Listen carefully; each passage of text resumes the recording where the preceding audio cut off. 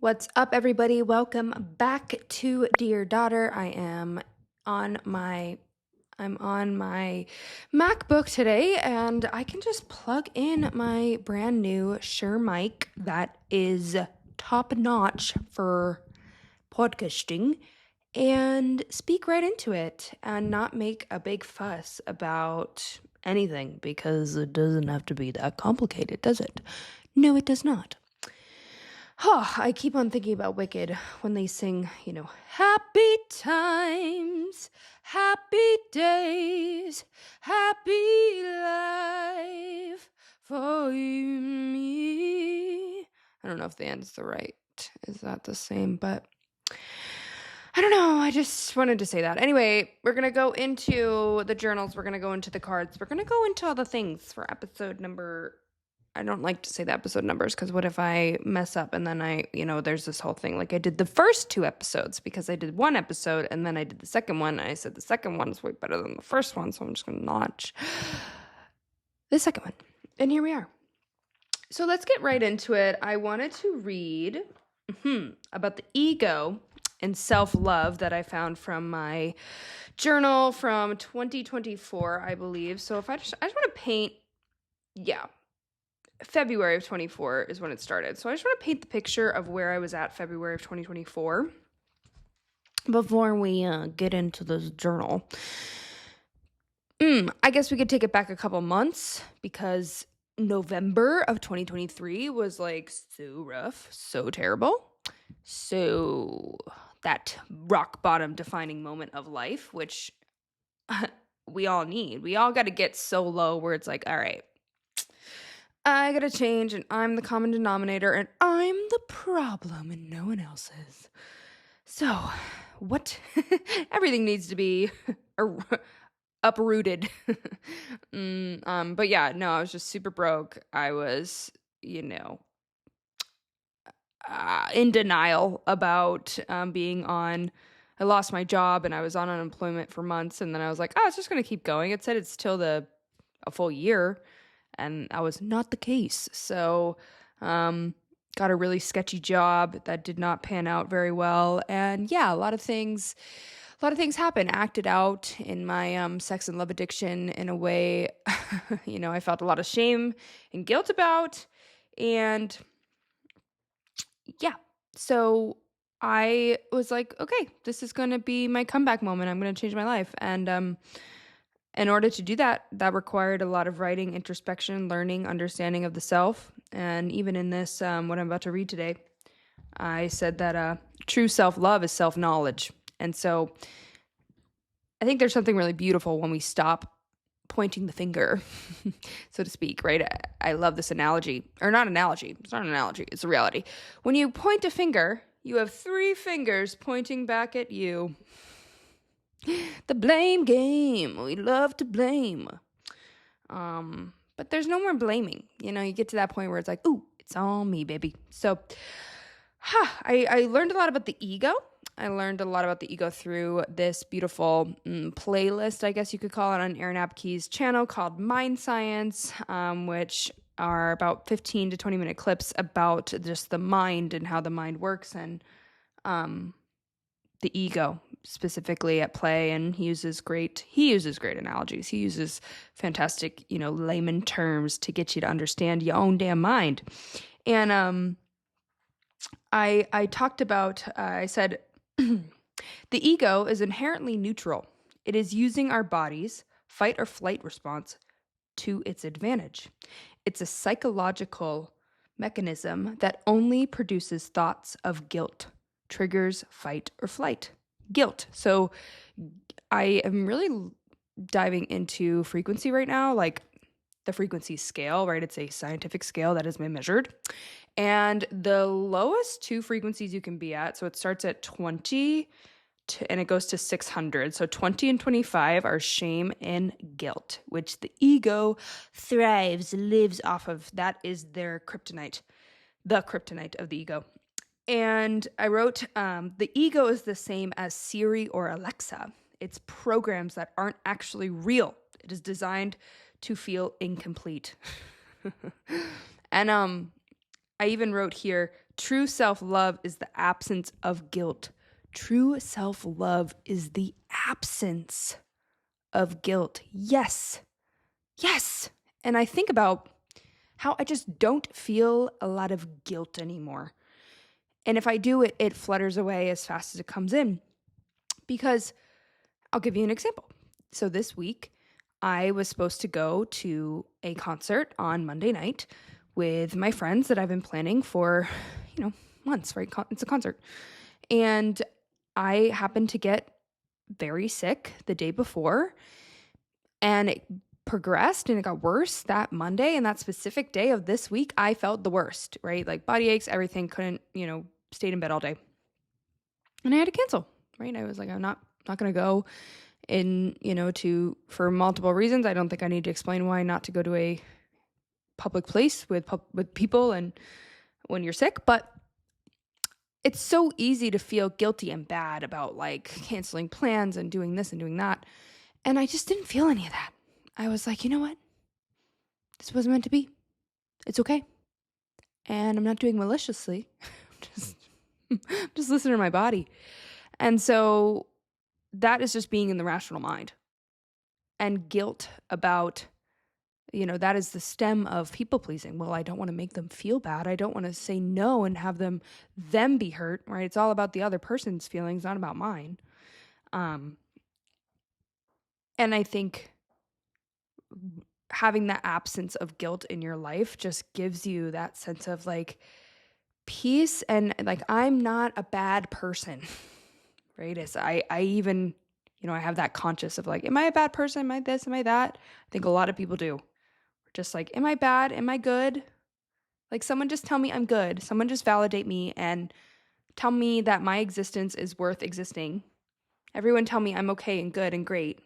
And if you don't tell me, then I'm bad and terrible because it requires someone else to decide how I am and who I am and how I feel about myself. And it's like, true self-love is to know yourself. You know you're not a bad person. You know you're inherently good. You know that you're inherently love. Loving yourself is the byproduct of knowing who you really are. And with that being said, do I not have thoughts of, am I truly a good person? I present myself, I say these things, I'm a big sister with bigger brother, big sister. I have all these boxes I check off. Am I actually good? Am I genuinely a good human? And I've always been good. I've always been love. That is my true nature. And I simply have to see it. And so does everyone else. And I believe that that's what we're here to do, is to see that love that we are. Because once we see it in ourselves, we can see it in everybody else. Everything.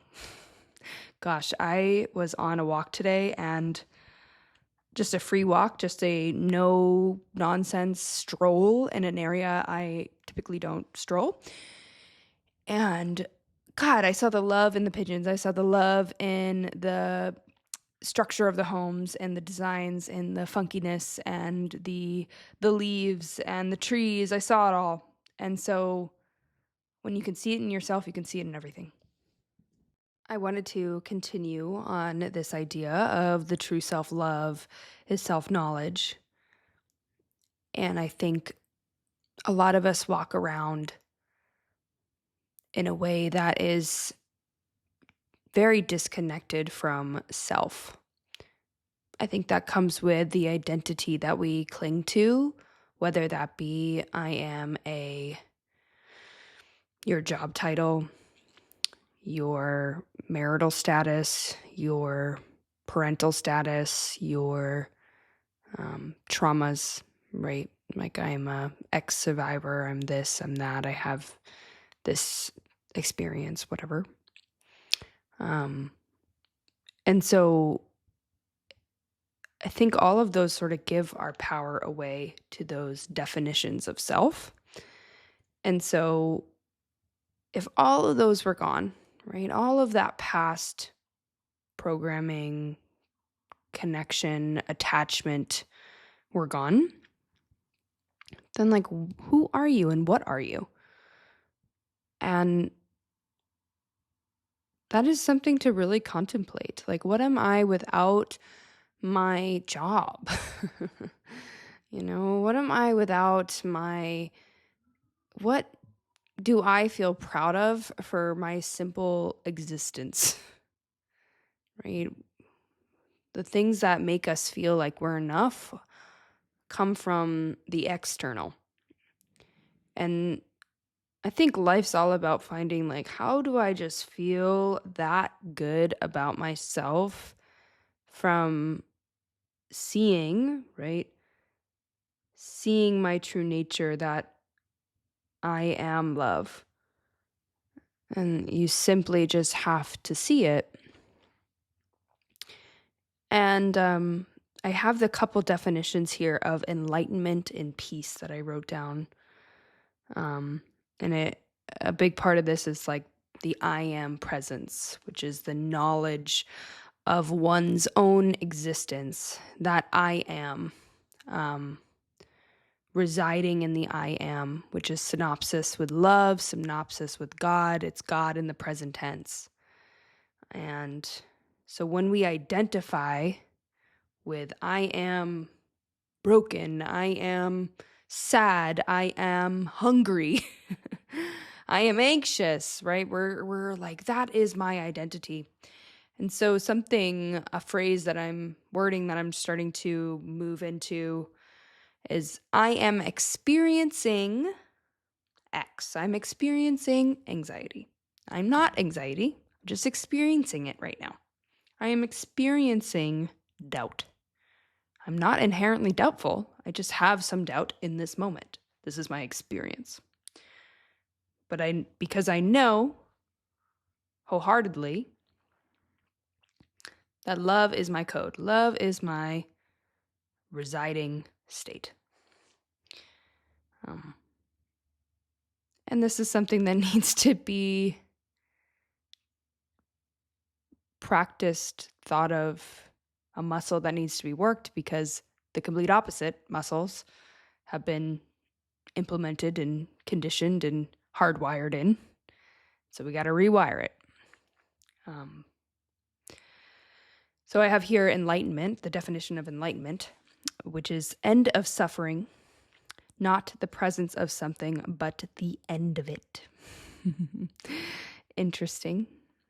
And then I have peace, the definition of peace, absence of internal conflict, reality, nature of source. Yeah. So much of our pain and rage and emotions we don't want to feel, we create these worlds that cause so much discomfort. And so I think the parallels between these two is like the void, the nothingness, absence of internal conflict, not the presence of something, but the end of it. So that internal conflict not being there is the ending of the suffering. I love to listen to Ram Dass. Like, he has so many talks, and I remember him talking about hunger, and that hunger is a response of the body. Just like if you were to cut your finger, you would get a response of the body, but you're not, well, you can make a big fuss over it and complain and cry about it and, put a Band-Aid on it and call every person you know that you're hurt. And same with hunger. It's just like a reaction to the body, but our mind creates that insanity when we're hungry. I used to be quite the hangry person. Not saying I can't get there, but now. But I just remember when I was studying abroad in Italy and, moves kind of slow there. I was more fast-paced than I am now. I used to, right before I studied abroad, I worked every day before I went. I had 3 jobs, and I just couldn't stop, I had to constantly be doing something. And I had no way of coping with myself or my anxieties or anything. And so we'd walk around a lot. I mean, I was basically on vacation for 3 months. And so what was me, right? No. So when we had moments where I'm hungry and we're like walking around trying to find somewhere to eat, and I just like, I would get so frustrated. Like I just didn't have any capacity to sit with the discomfort that hunger brought and just be with it. Be like, okay, this is what it is. And that battle, that internal conflict in my mind about how hungry I was and just like how it was everyone's fault that I haven't eaten yet. And they needed to make it better. So, and that was a automatic way of seeing the world, seeing myself, seeing life. And so, of course, I was 20 years old, so grew up a little bit, but it's the same thing. It's like your hunger pains are not how much of it is of the mind and how much of it is actually like rooted in reality. How much do we make a fuss about something so minuscule and so small? And I'm not saying that I don't do that now. But I'm much more aware of it, right? I'm much more aware of the fact that like I am making this way bigger of a deal than it has to be. And the more I can catch myself, the more I can realize and recognize that like this is my own doing. It what a gift to take responsibility and be like, oh, well, nothing needs to change with me, baby. Well, thank God. Imagine if everyone needed to change for you to have peace and enlightenment. No. Not the presence of something, but the end of it. Yeah. So, seeing the divine essence in yourself and the universe in yourself. I needed to read that, I think it's funny when there gets to a point where you can't constantly be healing, fixing, and changing yourself right there. But for me, when I am not in these practices and in this esoteric wisdom and brilliance, I can get really lost in myself and I get very caught up in distraction and almost like the waiting game. And I'll be happy when, though I am aware that is the ego's favorite game, that you can't be happy right now. But once you get to X, Y, and Z, then you'll be happy. I promise, I swear. That's the game. Over and over again. And so this sort of brings like that level of contentment, that stop of the battle of the self. It's like, okay, how can I just reside in this?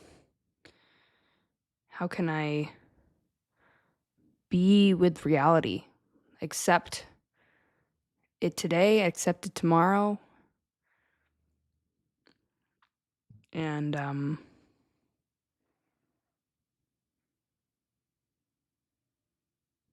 not let the ego win. Being in that neutrality.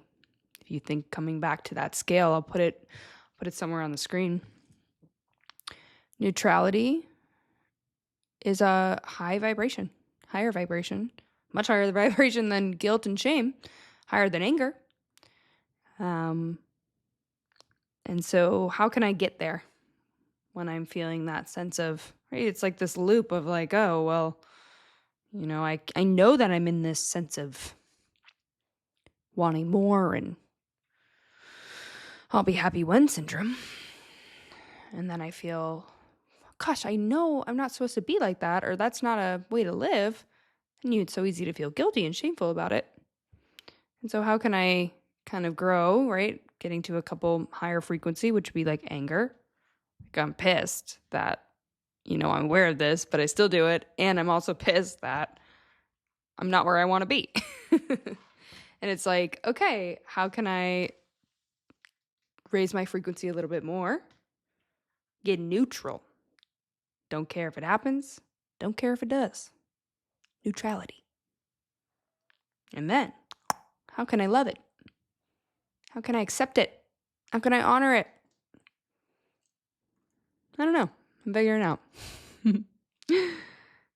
Cool. So I wanted to pull a tarot card for that too, because I think it's pretty universal, right? It's like, how do we... I think we hear enlightenment and peace, and it's just like, we don't realize that really is the goal. You think a lot of other things are the goal. And if you boil it all down, we just want peace. I just want peace. I don't want to have conflict or drama in my mind.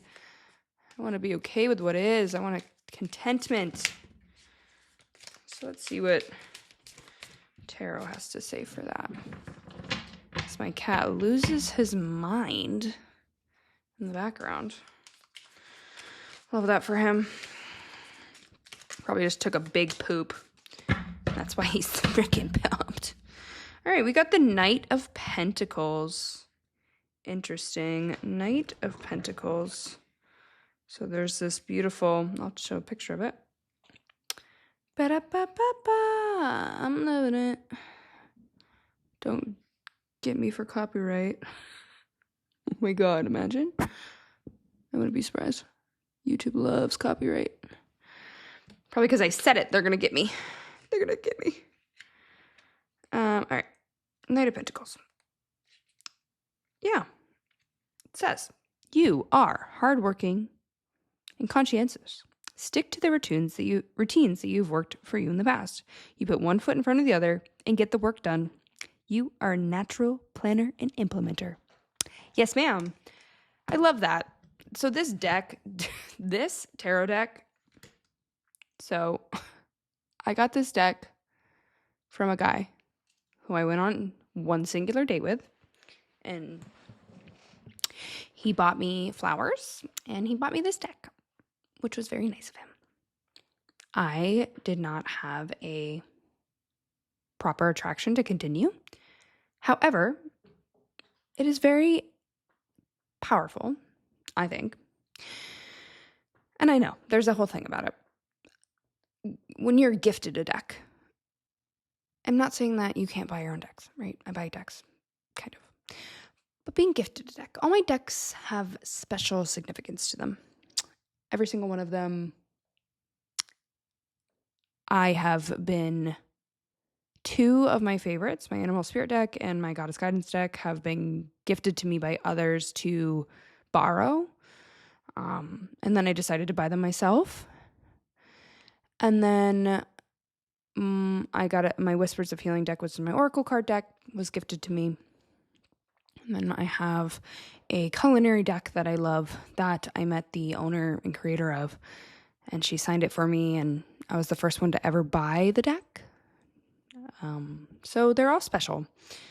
And just getting this Knight of Pentacles, emphasizing coming back to your routines, like what has worked for you. And when I'm in this reflection period of this 2024 time where I was so like sitting down, learning about my mind, myself, in my journaling, doing my artist way. This was like in the depths of my artist way. It's like, go back to that. Like that works for you. Like planning, implementation, structure, having a planner. Like I think there's something really beautiful about being able to go with the flow and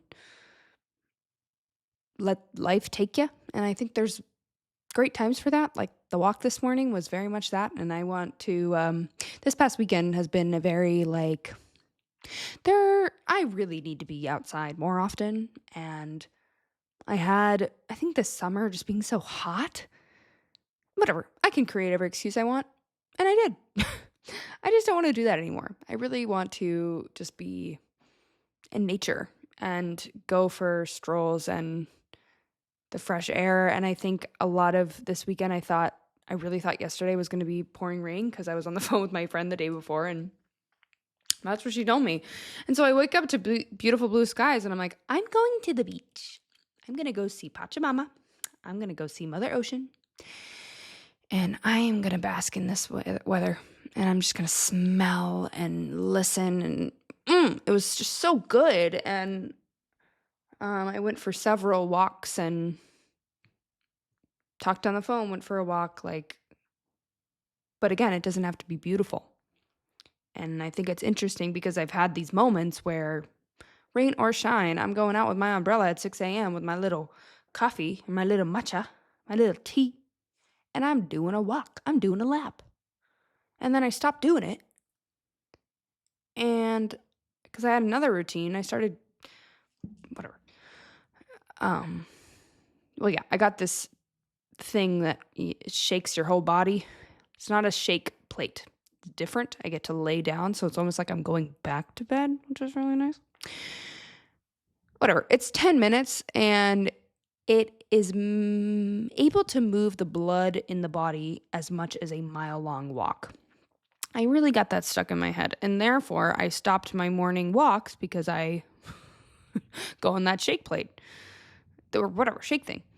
And that's not good. That's not good. So I wonder why I have this disconnection from nature and why I'm not going on my walks, or why I feel this lack of grounding. And it's well, you stopped going outside 20 minutes a day like you did for months on end and didn't put two and two together. And it's so easy to shift your routine or change something and then keep going about your days and being like, what's going on? And so this Knight of Pentacles really reminds us,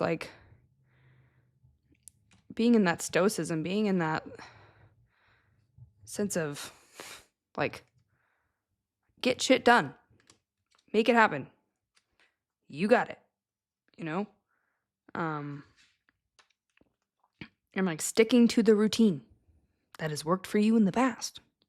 One foot in front of the other and get the work done. You are a natural planner and implementer. I am.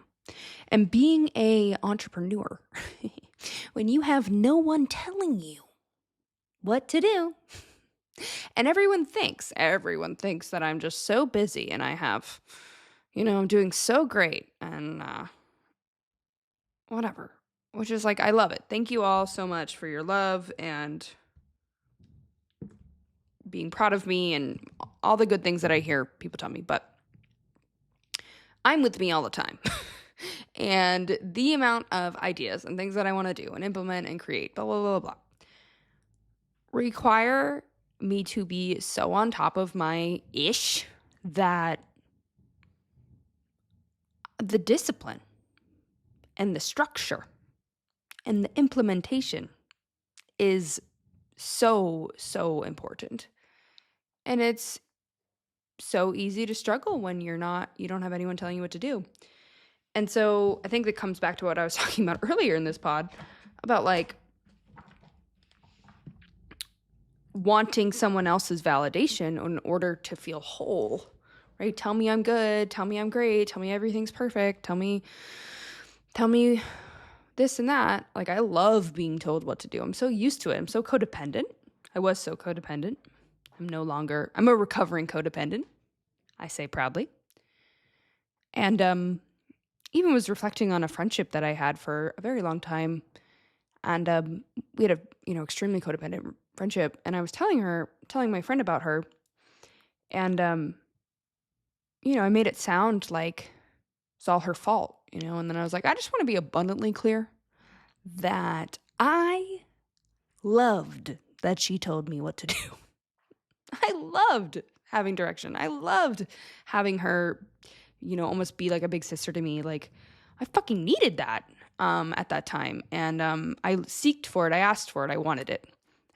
And I think it's so easy to reflect on those sorts of like relationships and friendships and, blame someone else for how they treated you and their actions. And it's just like, well, what were you like? What were your actions? Were you insinuating? Were you asking for it? Were you desiring that assistance? And it's all contextual. It's very gray area. And I just think it's important to like, back to that blame game, to want to blame people, but we really have to take that self-responsibility. And so entrepreneurship is very much like, you are the validator. I validate myself. I say, this is what I'm going to do. This podcast. I mean, if I had to have 30 people tell me how great this is in order for me to do it, and people signing up and, I don't know, submitting all these things and getting all this back work before in order to just make it happen, and the views and the likes and all that, if I based it off of the traction I got right away, it's like I'd never do anything. You got to believe in yourself the most. And so that sense of discipline and long-term belief, I think, is like where it's at, Ooh, beautiful. Okay. And then I have one more little passage I wanted to, that I found from another journal that I wanted to talk about. This is from 2023. Yeah, I was reflecting on my 2023. So this would have been January of 2024, right? Oh, gosh. Yeah. God, I just rip through these because I'm writing 3 pages a day. So almost this entire notebook is like 2 months. And,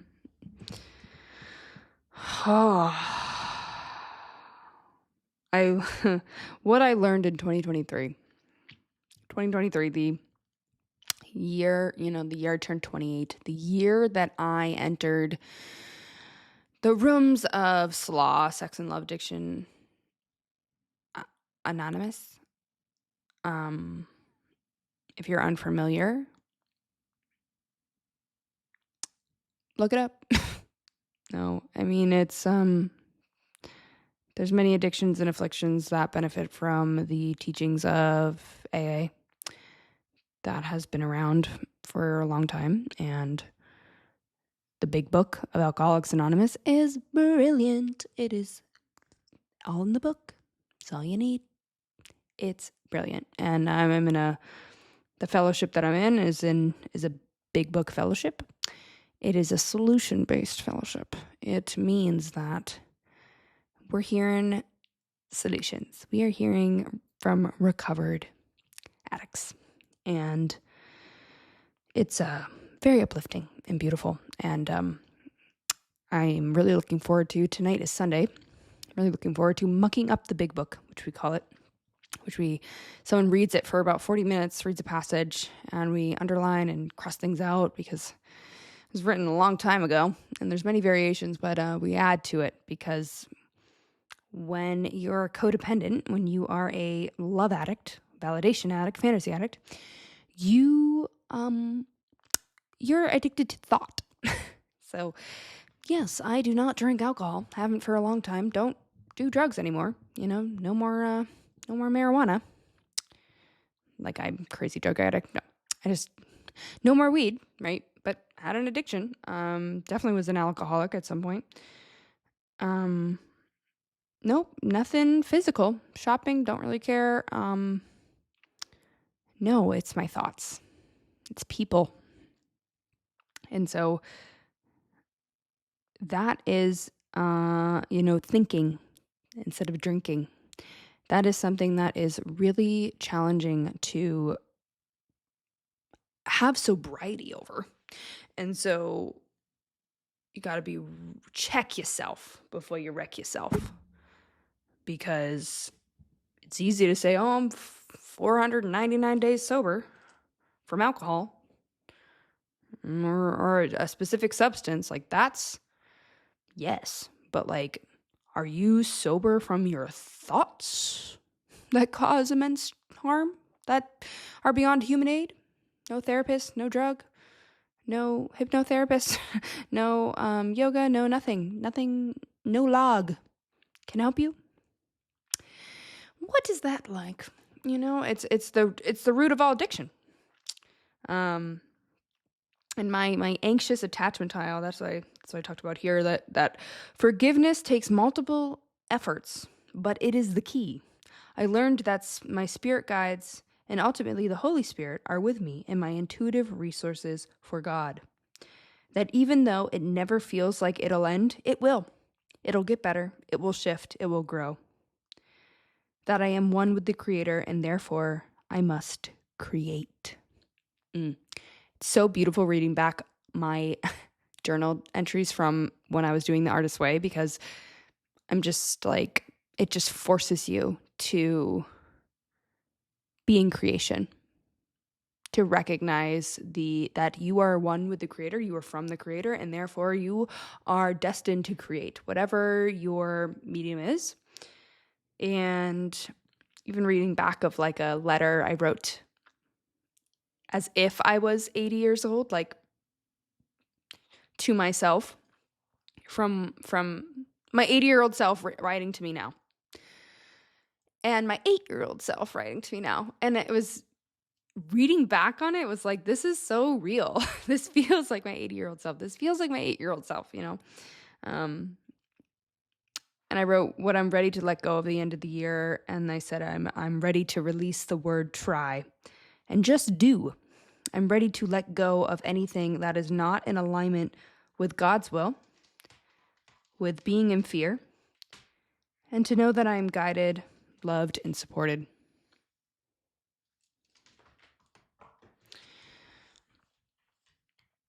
And I probably could have wrote that last year, and I probably could write that this year.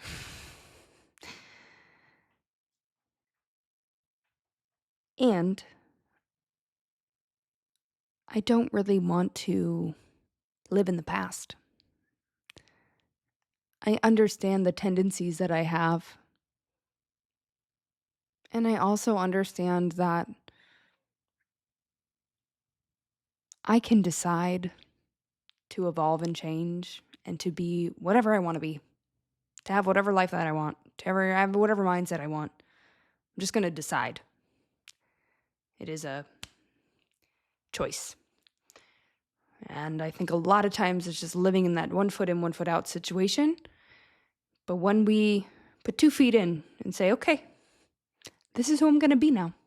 This is what I want. And go towards that, back to the frequency. That's when things start to change.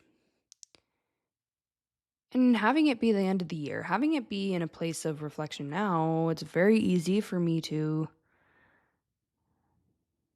see a lot of similarities and, of course, differences. But there are things similar, and that, you know, that's okay. Because there's a lot of things that are different too. And I don't want to dwell. I don't want to dwell. I want to be here now. And so, with that, I'm now going to pull an animal spirit card for that 2023 and see what it says. Animal Spirit, The Wild Unknown by Kim Krans. It's one of my favorite decks of all time. And we're going to see what comes up. What comes up? Ooh, the rabbit. Oh my God. Every time I get this goddamn card. If you know, you know. If you know, you know. I'm going to show you it. Try not to make a fuss with this mic. The rabbit.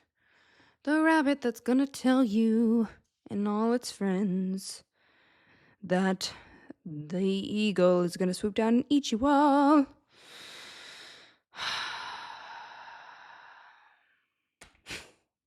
Why do I think this card came through?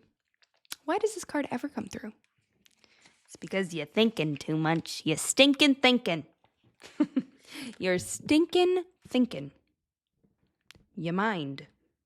Your mind is causing all of your problems.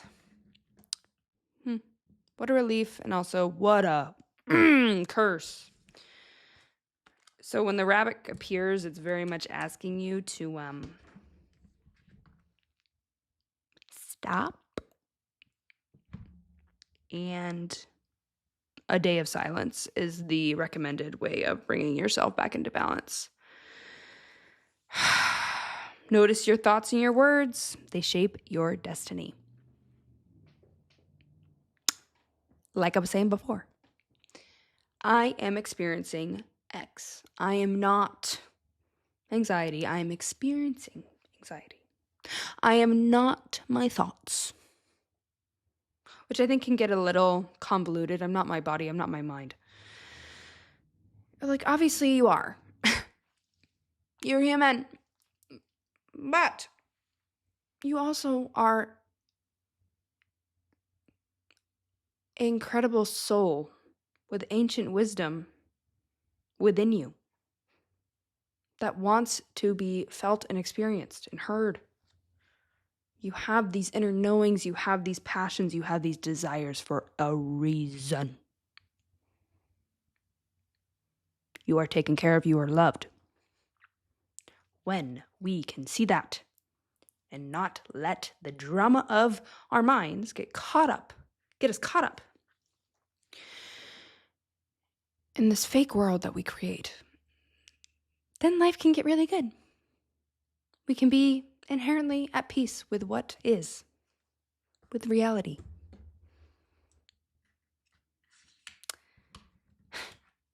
So that's what the rabbit reminds us. It's just like, slow down. Stop talking. Stop thinking. Do something that brings your mind somewhere else.